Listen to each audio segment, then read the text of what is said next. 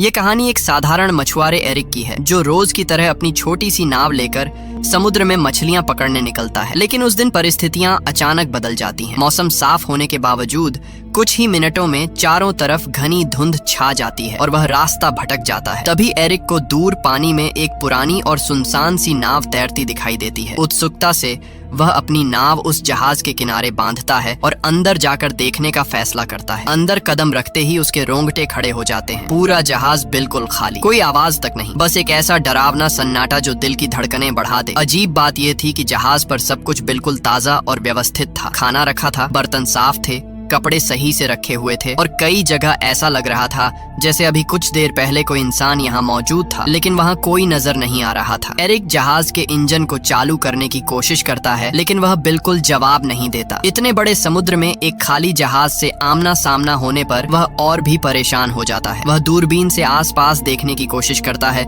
शायद कोई दूसरी नाव या मदद का संकेत मिल जाए, लेकिन धुंध इतनी घनी होती है कि कुछ भी दिखाई नहीं देता। आखिरकार वह कंट्रोल रूम में जाता है और रेडियो से मदद मांगने की कोशिश करता है। वह संदेश देता है कि यह जहाज समुद्र में फंसा है और किसी को उसकी आवाज सुनाई दे तो तुरंत जवाब दे। रेडियो पर मैसेज भेजने के बाद एरिक अपने जहाज की ओर लौटने के लिए डेक पर आता है, लेकिन जैसे ही नीचे देखता है उसका चेहरा सफेद पड़ जाता है। उसकी अपनी छोटी नाव वहाँ होती ही नहीं है, जबकि उसने उसे मजबूती से बांधा था। इतना ही नहीं, कुछ ही क्षण पहले तक फैला घना धुंध भी अचानक गायब हो चुका था और आसमान बिल्कुल साफ हो गया था। समय दोपहर का हो चुका था। उसे समझ नहीं आता कि यह सब कैसे और कब हुआ। अब उसके पास कोई दूसरा रास्ता नहीं था। वह वापस उसी रहस्यमयी जहाज में लौट जाता है और नक्शों के सहारे समझने की कोशिश करता है कि वह आखिर कहाँ पहुँच गया है। उसे जल्द ही एहसास होता है कि इंजन ठीक किए बिना यहाँ से निकलना असंभव है। वह पूरे जहाज में औजार ढूंढता है और घंटों की मेहनत के बाद इंजन को ठीक कर देता है। उसके लिए ये सबसे राहत भरा पल होता है, लेकिन समस्या अभी खत्म नहीं होती। वह फिर से रेडियो पर संपर्क करने की कोशिश करता है, लेकिन एक बार फिर कोई उत्तर नहीं मिलता। थका हुआ एरिक ऊपर की तरफ आता है और उसे अचानक पेशाब जाने की जरूरत महसूस होती है। आसपास कोई नहीं दिखता तो वह सोचता है कि जहाज के किनारे जाकर ही निपट लेता है, लेकिन जैसे ही वह किनारे पर खड़ा होता है अचानक कोई उसे जोर से धक्का दे देता है। वह सीधे समुद्र में गिर जाता है। तेज धार और हवा के दबाव में वह वापस ऊपर आने की कोशिश करता है, लेकिन बहुत मुश्किल से जहाज से लटकती रील को पकड़कर खुद को डूबने से बचा लेता है। हिम्मत करके वह धीरे धीरे खींचते हुए दोबारा जहाज पर चढ़ता है। अभी वह पूरी तरह संभला भी नहीं था कि दोबारा नीचे टॉयलेट जाने उतरता है। तभी अचानक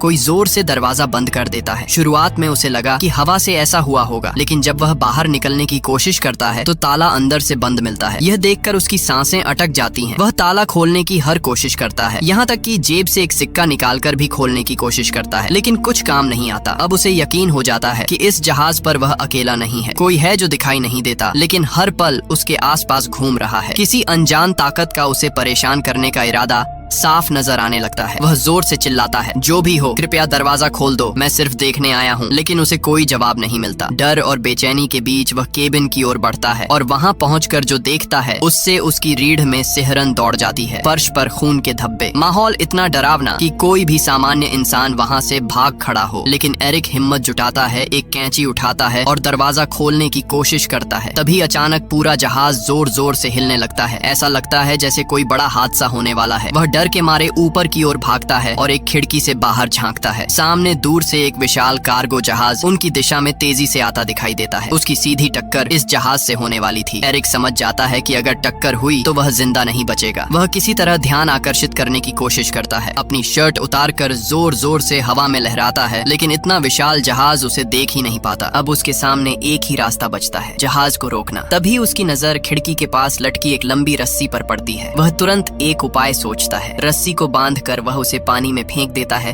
ताकि जहाज की गति रुक जाए, लेकिन उल्टा मुसीबत और बढ़ जाती है। रस्सी इंजन के ब्लेड में फंसकर अंदर की ओर खींच जाती है और उसका फंदा सीधा एरिक के गले में लिपट जाता है। जोर की खींच से उसकी सांसें रुकने लगती हैं। हालांकि आखिरी पल में वह एक औजार से रस्सी काटकर खुद को किसी तरह बचा लेता है। रस्सी से गला जकड़ जाने की घटना के बाद एरिक की गर्दन पूरी तरह लाल पड़ चुकी थी। उसका दम घुट चुका था और वह लगभग मर ही गया था, लेकिन आखिरी क्षण में उसने अपनी बची हुई ताकत जुटाकर खुद को उससे छुड़ा लिया। इंजन में रस्सी फंस जाने से नाव की रफ्तार अचानक धीमी हो गई, पर यह राहत बस कुछ ही पलों की थी, क्योंकि सामने से आते विशाल कार्गो जहाज ने बिल्कुल भी रुकने के संकेत नहीं दिखाए। कुछ ही सेकंड में उस भारी जहाज ने उसकी नाव को जोरदार टक्कर मारी। ये टक्कर इतनी भयानक थी कि पूरा छोटा जहाज हिल उठा और एरिक फर्श पर जा गिरा। उसके सिर में गहरी चोट लगी और तुरंत बेहोशी छा गई। जब कुछ देर बाद उसे होश आया तो उसने खुद को फिर उसी बाथरूम में पाया जहां अब पानी लगभग उसकी गर्दन तक भर चुका था। लेकिन जो बात उसे सबसे ज्यादा भयभीत करती थी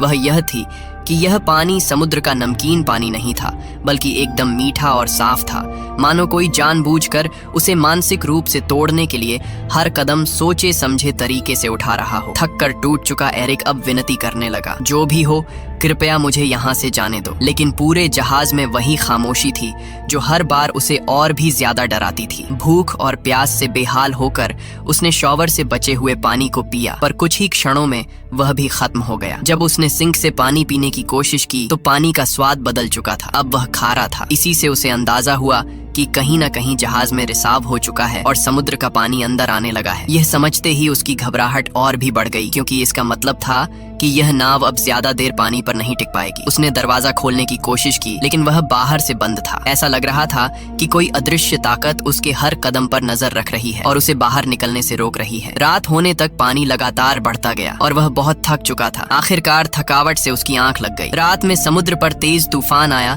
जिसने जहाज को भीतर तक हिला दिया और एरिक को कई नई चोटें लगीं। सुबह जब उसकी आंख खुली तो पानी उसके चेहरे तक आ चुका था। मात्र कुछ ही इंच और वह डूब जाता। तभी अचानक उसे किसी ताले के खुलने जैसी एक धीमी सी क्लिक सुनाई दी। उसने जैसे तैसे हैंडल घुमाया और उस पल पानी का दबाव इतना भयानक था कि दरवाजा पूरी तरह टूटकर नीचे गिर पड़ा। इसी तेज बहाव ने उसे बाहर निकलने का मौका दिया और वह किसी तरह जहाज की छत तक पहुंच गया ताकि ताजी हवा में सांस ले सके। अब उसे पूरा यकीन हो चुका था कि यह जहाज सामान्य नहीं था। कोई अदृश्य दुष्ट शक्ति इस जहाज को नियंत्रित कर रही थी और किसी कारणवश वह उसे छोड़ना ही नहीं चाहती थी। शारीरिक और मानसिक दोनों रूप से वह टूट चुका था। नीचे की ओर पानी लगातार बढ़ रहा था और जहाज कभी भी डूब सकता था। इसी भय के बीच उसे एक तरीका सूझा। उसने जहाज में पड़े एयर बैग्स और टूटा हुआ बाथरूम का दरवाजा उठाया और उनसे एक छोटा सा राफ्ट तैयार किया। फिर उसने उसे अच्छी तरह बांधकर मजबूत बनाया और जहाज से खाना पानी और औजार इकट्ठा करके राफ्ट पर रख दिए। बिना पीछे देखे वह उस जहाज को छोड़कर राफ्ट पर बैठकर समुद्र में आगे बढ़ने लगा। लेकिन कई घंटे बीत जाने के बाद भी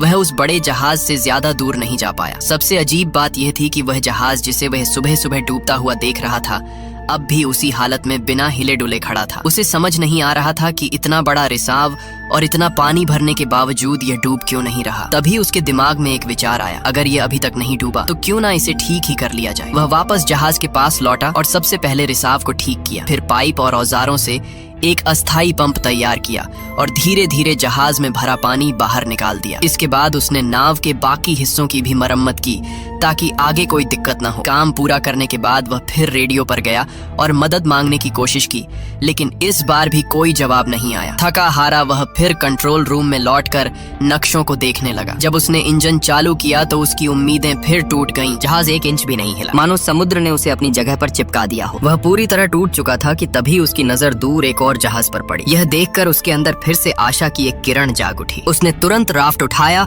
और पूरी ताकत से उस जहाज की तरफ बढ़ने लगा, लेकिन अचानक वह जहाज खतरनाक तरीके से उसकी ओर बढ़ने लगा, मानो कोई अदृश्य हाथ उसे एरिक की ओर धकेल रहा हो। एरिक ने रफ्तार बढ़ाई पर बड़ा जहाज और तेज हो गया। टकराने से ठीक पहले एरिक ने आखिरी कोशिश करते हुए राफ्ट से छलांग लगाई और समुद्र में तैरते हुए दूर जाती एक और नाव की ओर तैरने लगा। लेकिन जब तक वह वहां पहुंचा वह नाव पूरी तरह गायब हो चुकी थी। उसे अब पूरा यकीन हो गया था कि इस रहस्यमयी जहाज पर कोई बुरी शक्ति है जो उसे किसी भी हाल में यहाँ से जाने नहीं दे रही। उसने कसम खा ली कि चाहे जान चली जाए वह वापस उस जहाज पर नहीं लौटेगा। लेकिन समुद्र का पानी धीरे धीरे और ठंडा होता जा रहा था। उसका शरीर सुन्न होने लगा था। नीचे डॉल्फिन्स तैर रही थीं, लेकिन वह स्थिति इतनी खराब थी कि ज्यादा देर तक पानी में रहना असंभव था। ठंड से कांपते हुए पूरी तरह असहाय महसूस करते हुए आखिरकार उसने मजबूरी में उसी जहाज की ओर तैर कर लौटने का फैसला किया जिससे वह बचकर निकलने की कोशिश कर रहा था। वह इतना कमजोर और बीमार हो हो चुका था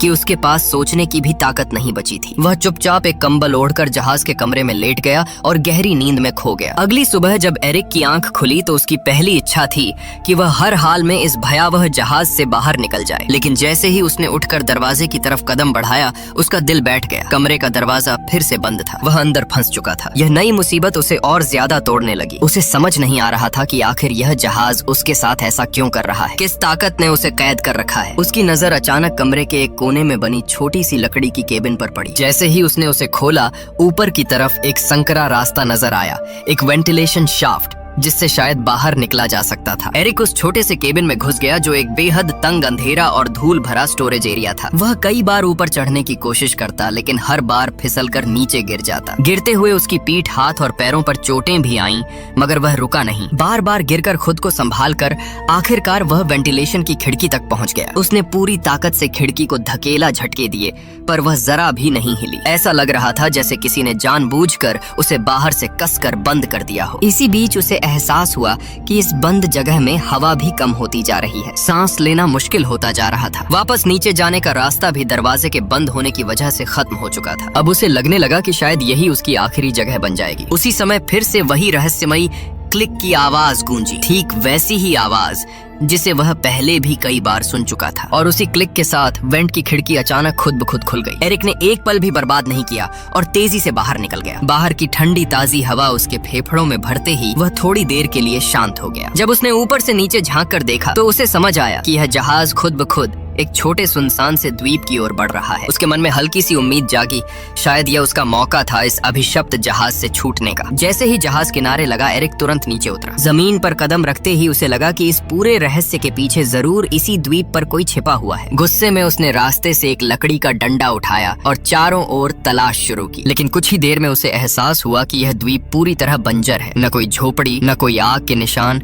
न पैरों के निशान। यहाँ किसी इंसान के होने का तो सवाल ही नहीं था। यह देखकर उसका गुस्सा अब डर में बदल गया। आखिर यह सब कौन कर रहा है? द्वीप से बाहर निकलते ही उसकी नजर एक अजीब दृश्य पर पड़ी। वही रहस्यमयी जहाज जिसने उसे यहाँ तक पहुँचाया था, अब शांति से समुद्र की सतह पर आगे बढ़ रहा था, मानो किसी और शिकार की तलाश में हो। यह देखकर एरिक को पूरा यकीन हो गया कि यह जहाज इंसानों द्वारा नहीं, बल्कि किसी अंधेरी खतरनाक शक्ति द्वारा नियंत्रित है। अगर उसे अपनी जान बचानी है तो उसे तुरंत इस द्वीप से निकलने का कोई रास्ता खोजना होगा। वह खोजबीन करते करते द्वीप की सबसे ऊंची चोटी तक पहुंच गया। वहां से उसे दूर एक और द्वीप दिखाई दिया, लेकिन वह इतना दूर था कि वह वहां क्या हो रहा है कुछ समझ नहीं पाया। फिर वह द्वीप के पीछे की तरफ घूमते हुए नीचे उतरा और तभी उसकी सांसें अटक गईं। वह ठीक उसी जगह पहुंच चुका था जहां से उसकी पूरी घटना की शुरुआत हुई थी। वही किनारा, वही वातावरण और सबसे चौंकाने वाली बात, उसकी अपनी छोटी नाव वहीं बंधी हुई थी, ठीक उसी स्थिति में जैसे उसने पहले दिन छोड़ी थी। यहाँ तक कि आसपास खड़े लोग भी